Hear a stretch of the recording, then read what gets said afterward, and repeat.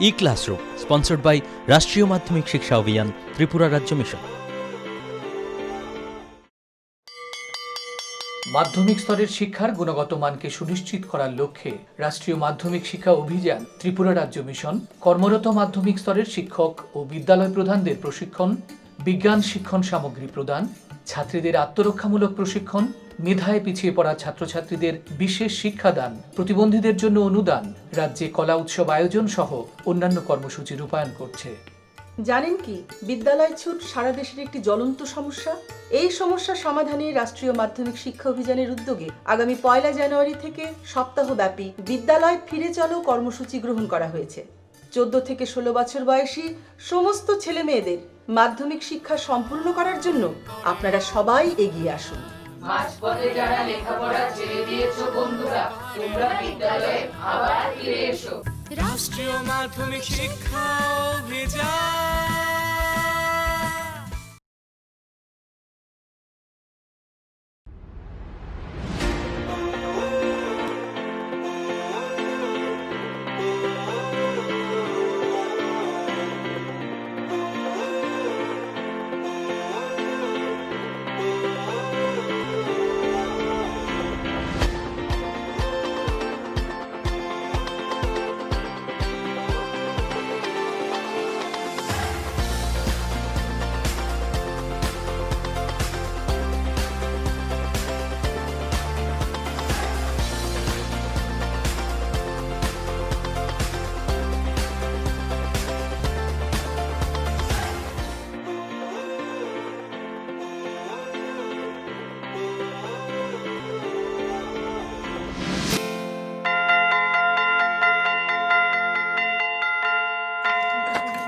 Hello students. Hello ma'am.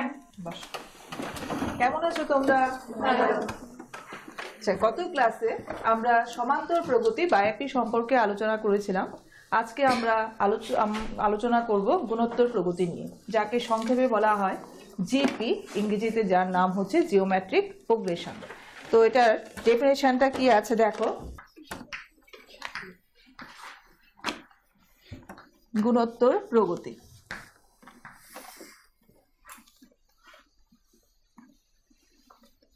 এই ডেফিনেশনটা দেখো, কতগুলি সংখ্যা যদি ঊর্ধ্ব বা অধক্রমে এমনভাবে অনুক্রমিক থাকে যে এর যে কোনো পদ এবং তার পূর্ববর্তী পদের অনুপাত সর্বদা একই থাকে, তবে ওই সংখ্যাগুলো গুণোত্তর প্রগতি গঠন করে, এবং ওই অনুপাতকে বলে গুণোত্তর প্রগতির সাধারণ অনুপাত। দুইটা এক্সাম্পল আমরা দেখে নিই। 2, 6, 18, 54, কমা ডট ডট ডট। আরেকটা আছে মনে করো 1, half, 1/4, 1/8, কমা ডট ডট ডট। দেখো এখানে প্রথম প্রগতির প্রথম পদটা আছে কত? 2, আর দ্বিতীয় পদ হচ্ছে 6। তাহলে অনুপাতটা কি হবে তাদের? 6/2 অর্থাৎ 3। আর দ্বিতীয় প্রগতির প্রথম পদ হচ্ছে 1, দ্বিতীয় পদ হচ্ছে হাফ, তাদের সাধারণ অনুপাত হবে 1/2 অর্থাৎ হাফ। এই গেল আমাদের গুণোত্তর প্রগতির সাধারণ অনুপাত। এখন আমরা দেখব গুণোত্তর প্রগতির সাধারণ আকারটা কিরকম হয়। কোন গুণোত্তর প্রগতির প্রথম পদ যদি a হয়, সাধারণ অনুপাত যদি r হয়, তার আকারটা হবে এরকম: a ar, ar square, ar cube, dot dot dot. তো প্রথম পদ t1 হচ্ছে কে? a। দ্বিতীয় পদ t2 হচ্ছে ar, এটাকে আমরা লিখতে পারি ar টু দি পাওয়ার 2 - 1।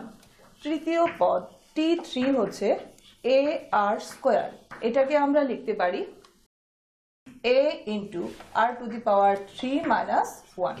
এইভাবে করে করে আমরা nতম পদ পাবো tn equal to a into r two the power n - 1। দেখো এখানে স্লাইডে দেখতে পাবে গুণোত্তর প্রগতির প্রথম পদ যদি a হয়, সাধারণ অনুপাত যদি r হয়, তাহলে nতম পদ হবে tn equal to a into r two the power n - 1। এবার একটা আমরা সমস্যার সমাধান করি। এখানে দেখো 5/2, 5/4, 5/8 এই গুণোত্তর প্রগতির 20তম পদটা নির্ণয় করতে বলা হচ্ছে।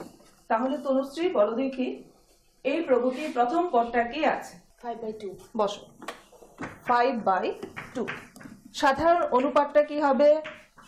5/4 ইন্টু 2/5 অর্থাৎ হাফ।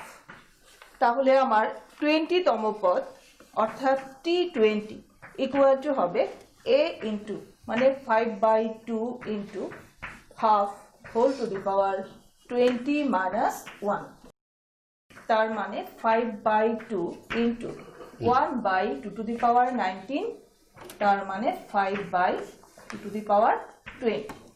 এই গেল আমাদের প্রগতির 20তম পদ নির্ণয়।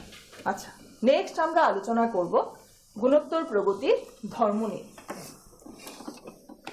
ABC তিনটা যদি গুণোত্তর প্রগতিযুক্ত পদ হয়, ABC তিনটা হচ্ছে জিপির অন্তর্ভুক্ত অর্থাৎ গুণোত্তর প্রগতির অন্তর্ভুক্ত, সেই ক্ষেত্রে আমার B square equal two AC হবে। উল্টো ভাবে যদি আমরা বলি B square equal two AC condition যদি কেউ ফুলফিল করে, তাহলে আমাদের ABC পদ তিনটা জিপি অন্তর্ভুক্ত হবে। দ্বিতীয়ত হচ্ছে যদি ABC কে আমরা নির্দিষ্ট একটা সংখ্যা কে দিয়ে গুণ করি, তাহলে A কে, B কে এবং C কে এই পদগুলো গুণোত্তর প্রগতিভুক্ত হবে। নেক্সট, যদি আমরা কে দিয়ে ভাগ করি তিনটা সংখ্যাকে, তাহলে A by K, B by K, C by K এরাও গুণোত্তর প্রগতিভুক্ত হবে। নেক্সট হচ্ছে যদি একটা নির্দিষ্ট খাতে এদের উন্নতি করি, অর্থাৎ A to the power K, B to the power K, C to the power K এরাও গুণোত্তর প্রগতিভুক্ত হবে। নেক্সট, যদি ABC গুণোত্তর প্রগতিভুক্ত হয়, তাহলে এদের যে অনুন্নক অর্থাৎ 1/A, 1/B, 1/C এরাও গুণোত্তর প্রগতিভুক্ত হবে। এবার আমরা একটি সমস্যার সমাধান করব। ABC যদি গুণোত্তর প্রগতিতে থাকে, তবে প্রমাণ করো যে 1/A, 1/B, 1/C গুণোত্তর প্রগতিতে থাকবে। দেখো, যেহেতু ABC গুণোত্তর প্রগতিভুক্ত, তাহলে আমরা কি বলতে পারি? B square equal two AC। এটাকে আমরা লিখতে পারি 1/B square equal two 1/AC। তাহলে 1/B into 1/B equal to 1/A into 1/C। এটাকে আমরা লিখতে পারি 1/B by 1/A equals to 1/C by 1/B, অর্থাৎ 1/A, 1/B, 1/C জিপি ভুক্ত। তাহলে ABC যদি গুণোত্তর প্রগতিভুক্ত হয়, এদের অন্য 1/A, 1/B, 1/C গুণোত্তর প্রগতিভুক্ত হবে। নেক্সট আমরা আলোচনা করব গুণোত্তর প্রগতির n সংখ্যক সংখ্যার সমষ্টি কিভাবে নির্ণয় করতে হয়। দেখো, আমরা ধরে নিলাম n সংখ্যক পদের সমষ্টি হচ্ছে Sn। এবার গুণোত্তর প্রগতির প্রথম পদ যদি A হয়, সাধারণ অনুপাত যদি R হয়, তাহলে n তম পদ কি হবে? Tn equal to A r two the power n minus 1। এবার সমষ্টি Sn ইকুয়াল টু, তাহলে আমি পাচ্ছি A plus AR plus AR square plus dot dot plus AR two the power n minus 1। এখন প্রত্যেকটাকে আমি R দিয়ে ইন্টু করে দিলাম, তাহলে RSn equals to AR plus AR square plus AR to the power n minus 1 plus AR to the power n। এটা হচ্ছে আমার 1 নম্বর, এটা হচ্ছে 2 নম্বর সমীকরণ। এবার যদি আমি 1 থেকে 2 কে বিয়োগ করি,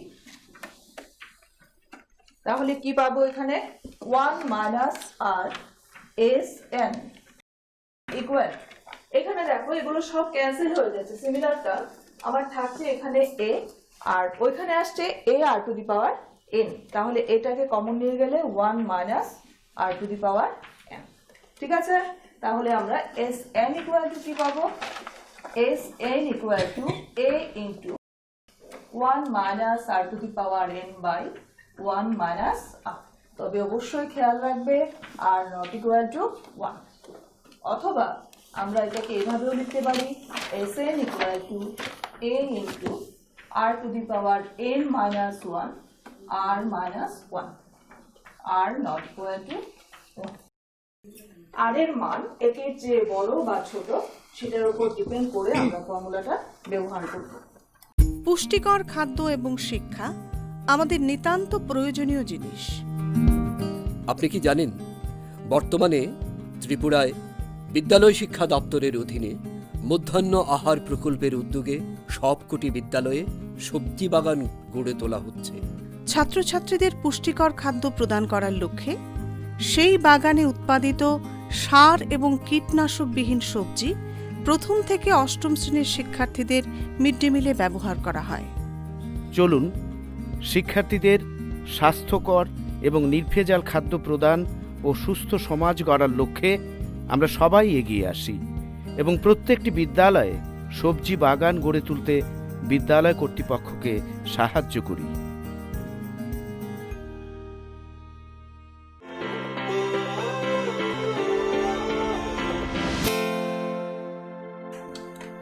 এবার আমরা এই দেখো কোন গুণোত্তর প্রগতির প্রথম পদ যদি এ হয়, সাধারণ অনুপাত যদি আর হয়, তাহলে n সংখ্যক পদের সমষ্টি হবে S N equal to A into 1 minus R to the power N by 1 minus R, যেখানে আর নট ইকুয়াল টু 1, এবং S N equal to A into R to the power N minus 1 by R minus 1 R not equal to 1।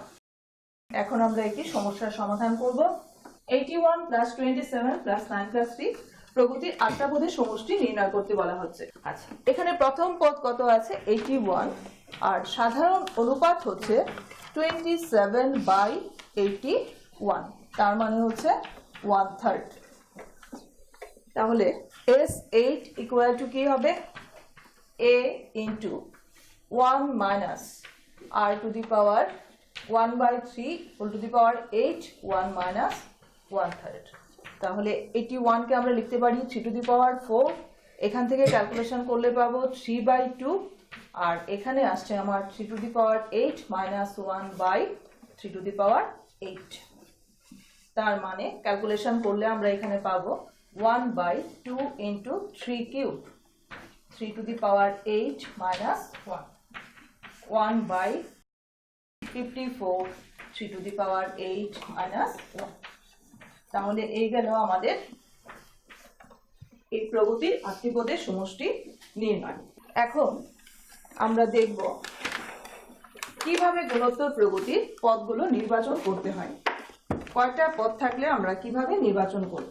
দেখো, গুণোত্তর প্রগতির প্রথম পদ যদি এ হয়, সাধারণ অনুপাত যদি আর হয়, তাহলে আমাদের পদের সংখ্যা 3টা হলে পদ নেব আমরা এ বাই আর, এ এ আর। যদি পদের সংখ্যা 4টা হয়, তাহলে আমরা নেব A by R cube, A by R, A R cube. যদি পদের সংখ্যা 5টা হয়, তাহলে নেব A by R square, A by R, A R square. ঠিক আছে এতটুকু? এবার আমরা এই সমস্যার সমাধান করব। গুণোত্তর প্রগতিভুক্ত বলছে 3টা পদের যোগফল হচ্ছে 19, গুণফল হচ্ছে 216, তাহলে সংখ্যা 3টা নির্ণয় করব। তো যেহেতু 3টা পদ আছে, আমরা ধরে নেব কি এ বাই আর, এ আর। এবার তাদের যোগফল আমাকে বলে দিয়েছে A by R plus A R equal to আছে 19। এটাকে 1 নম্বর দিয়ে রাখলাম। আর গুণফল A by R into A R equal to হচ্ছে 216। তাহলে এখান থেকে দেখো আর ক্যান্সেল, এ কিউব, 216 মানে হচ্ছে 6 কিউব, তাহলে এর ভ্যালু পাচ্ছি আমরা 6। এবার 1 নং সমীকরণে এর ভ্যালু বসিয়ে দাও, বসিয়ে দিলে পাবো 6 by R plus 6 R equal to হচ্ছে 19। এখানে ক্যালকুলেশন করলে আসবে 6 R square plus 6 R plus 6 equal to 19 R. 6r square minus 13r plus 6 equal to 0. 6r square minus 9r minus 4r plus 6 equal to 0. এখান থেকে আমরা common নিলে পাবো 2r minus 3 আর এখানে আসবে 3r minus 2 equal to 0. তাহলে আমি পাচ্ছি r এর ভ্যালু একটা আসছে 3/2 আর একটা হচ্ছে 2/3. এবার দেখি এর ভ্যালু যদি 6 হয়, এর ভ্যালু যদি কত পেয়েছিলাম আমরা 6 হয়, r এর ভ্যালু 3/2 হয়, তখন সংখ্যা তিনটা কি হবে? সংখ্যা তিনটা হবে 6 into 2/3,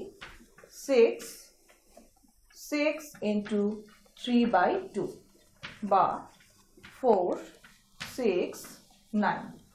আর এর ভ্যালু 6, আর এর ভ্যালু যদি 2/3 হয়, সেই ক্ষেত্রে সংখ্যা তিনটা হবে 6 into 3/2, 6 into 2/3 অর্থাৎ 9, 6, 4. তাহলে আমরা গুণোত্তর প্রগতির সংখ্যা এবং পদ দেওয়া কিভাবে নির্ণয় করতে হয় সেটা আমরা শিখে গেলাম। এখন দেখো আমরা গুণোত্তরীয় মধ্যক সম্পর্কে আলোচনা করব। তিনটি রাশি যখন গুণোত্তর প্রগতিতে থাকে তখন মাঝের রাশিটিকে অন্য রাশি দুটির গুণোত্তরীয় মধ্যক বলা হয়। প্রদত্ত দুইটা রাশি যদি a আর b এর গুণোত্তরীয় মধ্যক x হয়, তবে ax/b গুণোত্তর প্রগতিতে থাকবে। আর গুণোত্তর প্রগতিতে যখন তিনটা থাকে তখন x/a = b/x হবে বা x² = ab হবে। তাহলে x = আমরা পাচ্ছি ±√ab। এবার আমরা কিছু সমস্যার সমাধান করব। যদি কোনো গুণোত্তর প্রগতি p + q তম পদ a আর p - q তম পদ b হয়, তবে p তম পদটা কত হবে? দেখো আমরা ধরে নিলাম প্রথম পদ হচ্ছে x, সাধারণ অনুপাত হচ্ছে y। তাহলে tp + q = কি দিয়েছে আমাকে a আর tp - q সমান দিয়েছে b। এখন এখান থেকে tp + q তম পদ মানে আমি পাবো xy⁴p + q - 1 = a আর এখান থেকে পাবো xy⁴p - q - 1 = b।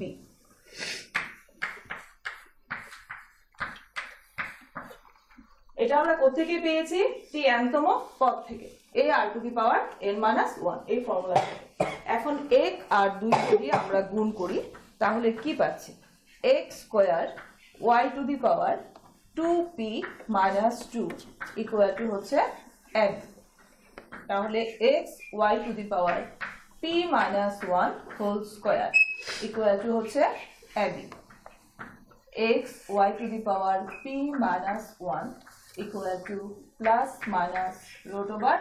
±√ab। Tanisha বলো দেখি এটা কততম পদ? টিপিতম পদ। পিতম পদ। বসো। তাহলে আমি পাচ্ছি tp ±√ab। পিতম পদ নির্ণয় হয়ে গেল। এবার সেকেন্ড কোশ্চেন দেখো। দ্বিতীয় কোশ্চেন আছে আমার, তিনটে ধনাত্মক রাশি abc যদি গুণোত্তর প্রগতিতে থাকে তবে দেখাও যে a + c > 2b। abc তারা বলে দিয়েছে জিপি ভুক্ত, জিপিতে আছে।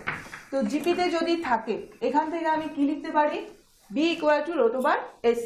একটু আগে আমি মধ্যকে তোমাদের দেখিয়েছি, এখানে প্লাস সাইন দিয়েছিলাম।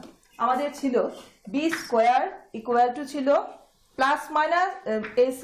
তো এটা থেকে আমি যখন লিখেছিলাম এখানে প্লাস চিহ্ন দিয়েছিলাম, কি রে ঠিক আছে তো? কিন্তু এখানে আমি দিলাম না, এখানে আমি শুধু কি চিহ্ন দিয়েছি? প্লাস চিহ্ন দিয়েছি। তার কারণটা কি কেউ বলতে পারবে? বলো দেখি তানিশা। কোশ্চেনে ধনাত্মক রাশি দেওয়া আছে, এবিসি তিনটাই ধনাত্মক রাশি, এজন্য শুধু আমরা ধনাত্মক চিহ্নটাই দেব। আচ্ছা, তাহলে এখানে দেখো এখন আমাদের দেওয়া আছে a plus C equal to আমরা লিখতে পারি root over a whole square plus root over C whole square. এটা কার formula? a square plus B square. তো a minus B whole square plus 2ab। এখান থেকে লেখা যায় a plus C greater than 2 root ac। তার মানে a plus C greater than 2b, যেহেতু b equal to root over ac। Proved. ঠিক আছে, তাহলে আমাদের এটা প্রমাণ হয়ে গেল।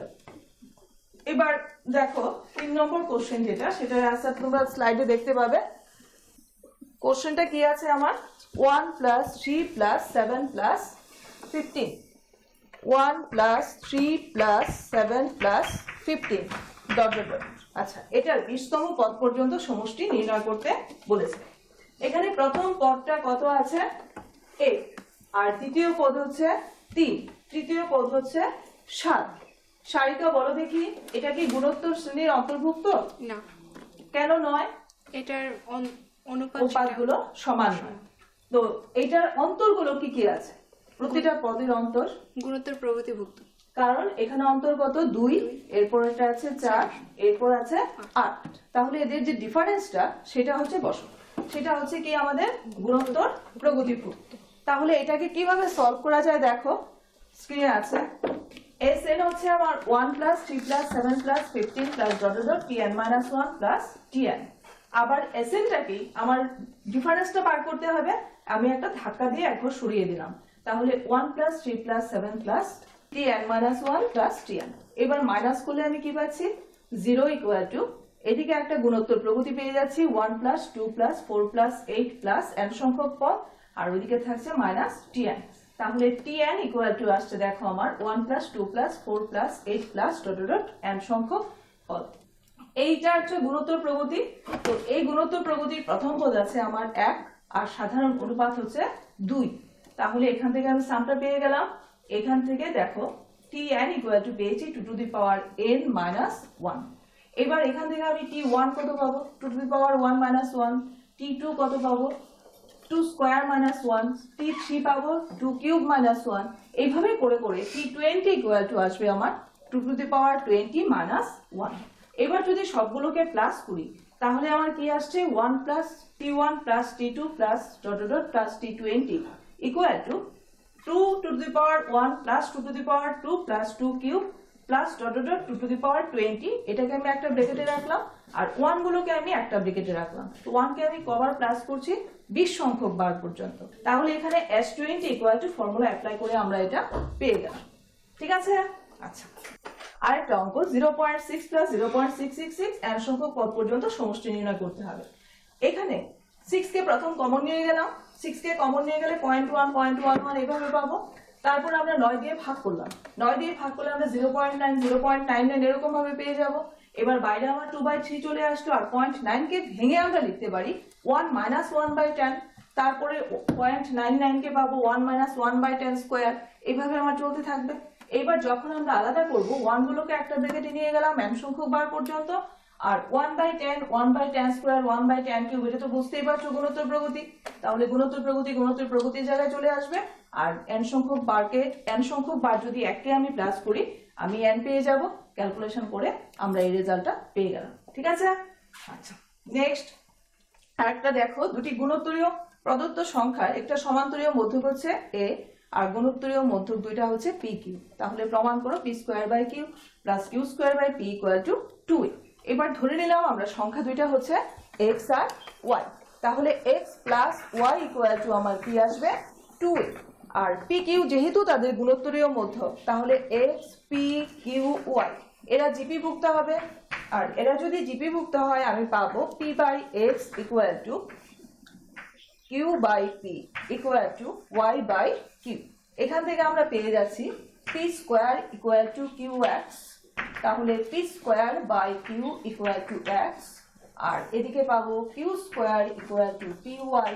তার মানে q square by p equal to হচ্ছে y। দুইটাকে যদি প্লাস করি কি পাবো? p টি square by Q plus Q square by P equal to হচ্ছে এক্স প্লাস ওয়াই অর্থাৎ 2a প্রুভড হয়ে গেল। তাহলে গুণোত্তর প্রগতি সম্পর্কে তোমাদের ধারণা ক্লিয়ার হয়েছে। এবার আমরা একটু অসীম গুণোত্তর শ্রেণী নিয়ে আলোচনা করছি। গুণোত্তর প্রগতির পদগুলো যখন প্লাস বা মাইনাস চিহ্ন দ্বারা যুক্ত থাকে, ঠিক আছে, সেটা হয়ে যায় গুণোত্তর শ্রেণী। এবার গুণোত্তর শ্রেণীর পদ সংখ্যা যখন অসীম হয়ে যাবে তখন সেটাকে আমরা বলবো অসীম গুণোত্তর শ্রেণী। আমরা একটা অঙ্ক সমাধান করছি, দেখো। অসীম গুণোত্তর শ্রেণীর সাম হচ্ছে প্রথম পদ যদি a হয়, সাধারণ অনুপাত r হয়, a plus ar plus ar square plus dot infinity equal to হচ্ছে a বাই 1 মাইনাস r। rটা কার মধ্যে থাকবে? -1 থেকে 1 এর মধ্যে থাকবে। এবার দেখো অসীম গুণোত্তর শ্রেণীর যোগফল হচ্ছে 6। প্রথম পদ দুটির যোগফল 9/2। তাহলে সাধারণ অনুপাতটা কত? গুণোত্তর শ্রেণীর পদ দুইটা, একটা যদি a হয় তাহলে আরেকটা হবে সাধারণ অনুপাত r হলে ar। এই দুইটার যোগফল হচ্ছে 9/2 আর সমষ্টি মানে a by 1 minus r equal to দেওয়া আছে আমার 6। ঠিক আছে, তাহলে এই দুইটাকে সলভ করে আমি a আর r এর ভ্যালু বার করতে পারবো। এটা থেকে আমি এর ভ্যালু পেয়ে যাব, এখান থেকে এর ভ্যালু বার করব, সলভ করে আমি a আর r এর মান পেয়ে যাব। আচ্ছা, আরেকটা দেখো, গুণোত্তর প্রগতির অসীম সংখ্যক পদ বিশিষ্ট 0.4 রেখাংশকে প্রকাশ করো, তা থেকে প্রমাণ করো যে এটা আমরা প্রমাণ করব। তো 0.4 রেখাংশ মানে কি? 0.444 এভাবে চলতে থাকবে। এবার এটাকে আমরা 0.4 প্লাস 0.04 প্লাস 0.004 এভাবে লিখতে পারি। এবার এটাকে আমরা অসীম গুণোত্তর শ্রেণীরূপে প্রকাশ করতে পারি পয়েন্টটাকে তুলে দিয়ে। আচ্ছা, তো এখান থেকে যদি আমরা তারপরে পাওয়ারটা হাফ নিই, এটা আমার গুণোত্তর প্রগতি পেলাম। সেই গুণোত্তর প্রগতি থেকে আমি সামের ফর্মুলা দিয়ে মানটা আমার বেরিয়ে আসলো। ঠিক আছে, আজকে তাহলে এই পর্যন্তই থাক। নেক্সট ক্লাসে আমরা পরবর্তী অধ্যায় নিয়ে আলোচনা করব। Thank you. Thank you ma'am.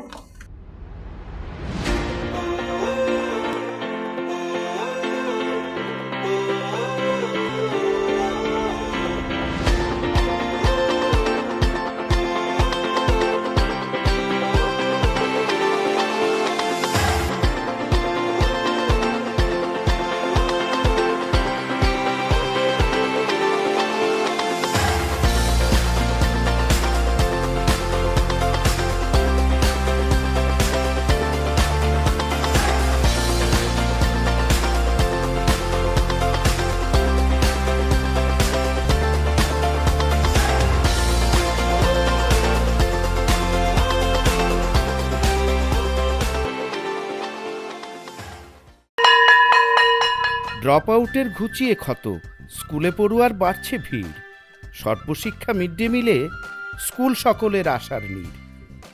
রাজ্যের 6 থেকে 14 বছরের সব শিশুদের বিদ্যালয়ের আঙিনায় এনে তাদের বুনিয়াদী শিক্ষা সুনিশ্চিত করতে সর্বশিক্ষা অভিযান বদ্ধপরিকর।